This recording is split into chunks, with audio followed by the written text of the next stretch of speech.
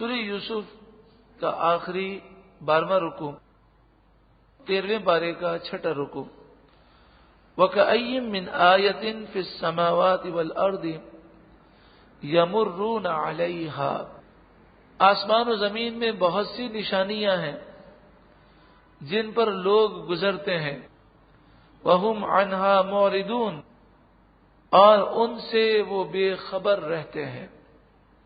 دیکھتا تو ہر کوئی ہے، اگر عبرت کوئی اٹھاتا ہے۔ ہمارے جسم میں بھی نشانیاں ہیں، پوری کائنات میں نشانی ہے۔ لوگوں کا بیمار ہونا، غرور و تکبر کرنے والوں کا اچانک دنیا سے چلا جانا، اور لوگوں کا قبروں میں اتر جانا، کتنی عبرت کی نشانیاں ہیں، لیکن ایسے ہی گزر جاتے ہیں۔ کبھی اپنی آخرت کی فکر لوگ نہیں کرتے۔ ایک علاقے کے اندر ایک بدماش تھا، لوگوں سے بھتہ لیا کرتا تھا اور ظلم و ستم کرتا، یہاں تک کہ اگر کوئی ٹھیلے والا اسے بھتہ نہ دیتا تو اس کے ٹھیلے اس کو پورا الٹا کر دیتا، اتنا ظالم تھا۔ کسی نے گولی مار دی، ہلاک ہو گیا۔ اب اس سے عبرت حاصل کرنی چاہیے۔ ابھی تو وہ ہلاک ہوا ہے، ابھی تو اس کو ہلاک ہوئے چند گھنٹے گزرے ہیں، تو دوسرا بدماش کھڑا ہو گیا کہ اب اس کی جگہ میں بھتہ لوں گا۔ عبرت نہیں ہے کسی کو، عبرت کی نگاہیں نہیں ہیں کہ ظلم و ستم کی آندھیاں چلا کر کیا کریں گے، کب تک جئیں گے۔ وما یؤمن اکثرهم باللہ الا وهم مشرکون، اور ان میں اکثر وہ ہیں کہ وہ اللہ پر یقین نہیں لاتے مگر شرک کرتے ہوئے۔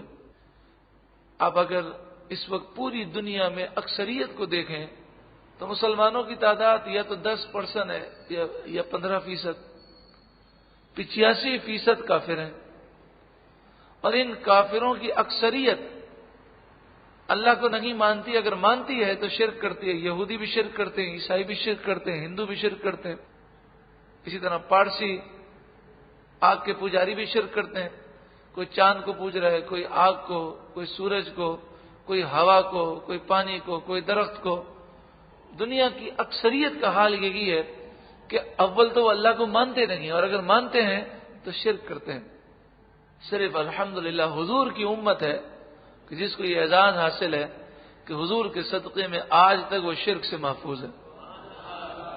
افامنوا ان تأتیہم غاشیۃ من عذاب اللہ، کیا وہ اس بات سے نڈر ہو گئے کہ ان پر اللہ کا عذاب اچانک سے آ جائے اور انہیں چھا لے، انہیں گھیر لے۔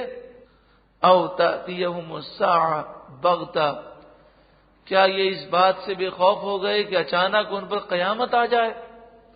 وہم لا یشعرون، اور انہیں شعور بھی نہ ہو۔ قل ہذہ سبیلی، آپ فرمائیے یہ میرا راستہ ہے، یہ میری راہ ہے۔ ادعو الی اللہ، میں اللہ کی طرف بلاتا ہوں، اس راستے پر آؤ تمہیں اللہ کا قرب مل جائے گا۔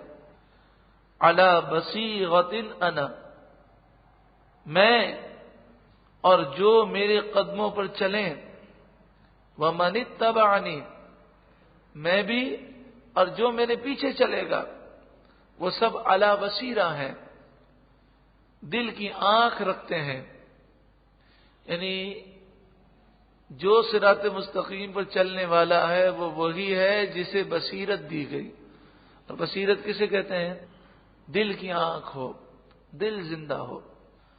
علی بصیرۃ انا ومن اتبعنی، میں بھی اور جو میرے پیروکار ہیں وہ بصیرت پر ہیں، یعنی ان کی آنکھیں دل کی آنکھیں ہیں اور وہ صراط مستقیم پر ہیں۔ وسبحان اللہ، اللہ کو پاکی ہے۔ وما انا من المشرکین، اور میں مشرک نہیں ہوں۔ وما ارسلنا من قبلک الا رجالا، آپ سے پہلے بھی ہم نے مردوں کو بھیجا۔ نوحی الیہم من اہل القری، ان کی طرف ہم وحی کرتے۔ من اہل القری، وہ انبیاء بستیوں کے رہنے والے تھے۔ افلم یسیروا فی الارض، کیا وہ زمین میں چلے پھرے نہیں اور زمین سے انہوں نے عبرت حاصل نہیں کی؟ کیسے کر و فر والے، غرور و تکبر کرنے والے آج قبروں میں پڑے ہیں، ان کی ہڈیاں تک بھی نہیں ہیں۔ فینظروا، تو وہ دیکھتے، کیف کان عاقبۃ الذین من قبلہم، کہ ان سے پہلے لوگوں کا انجام کیا ہوا۔ دنیا کی کامیابی کوئی کامیابی نہیں ہے، اصل کامیابی تو آخرت کی ہے۔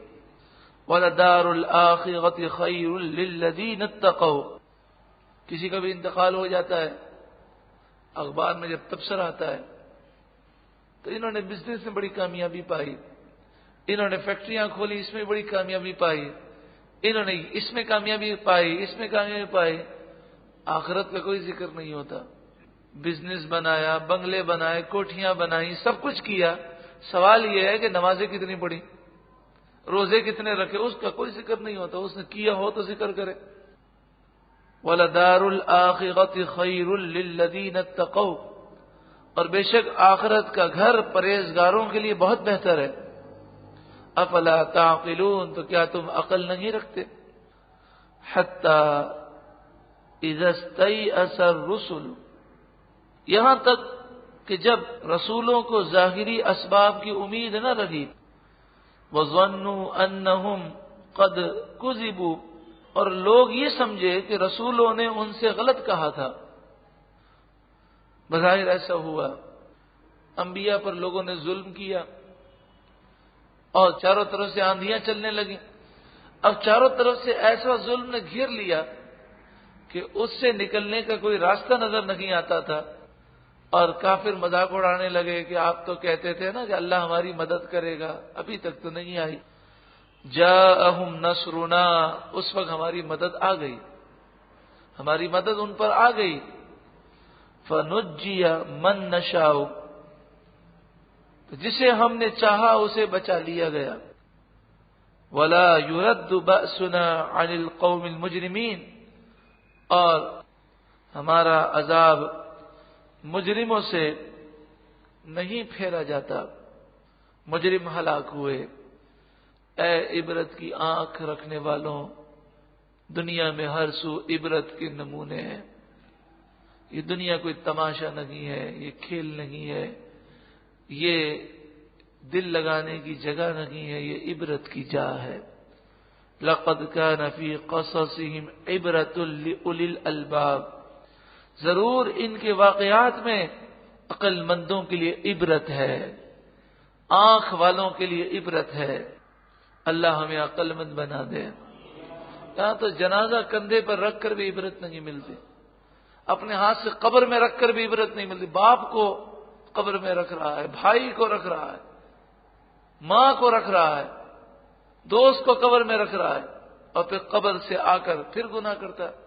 کوئی توبہ کا ذہن ہی نہیں، عبرت ہی نہیں۔ ما کان حدیثا یفترا، یہ کوئی بناوٹ کی باتیں نہیں۔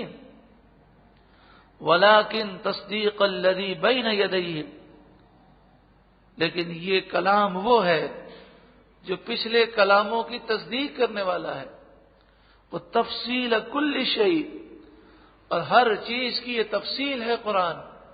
وہ ہدن اور ہدایت ہے، وہ رحمتن اور رحمت ہے، لقوم یؤمنون، اس قوم کے لیے جو یقین رکھتی ہے۔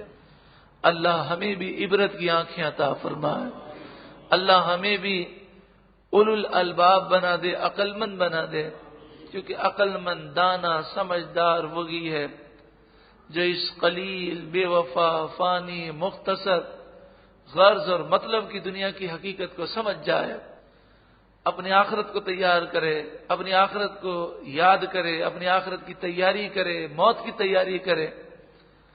عقل مند تو وہ ہے جسے رسول اللہ نے عقل مند قرار دیا کہ آپ نے فرمایا نماز اس طرح پڑھو کہ زندگی کی آخری نماز ہے، صبح اس طرح کرو فرمایا گیا کہ زندگی کی آخری صبح ہے، رات کو اس طرح سو کہ آخری مرتبہ سو رہے ہو۔ اللہ ہمیں عقل مند بنا دے۔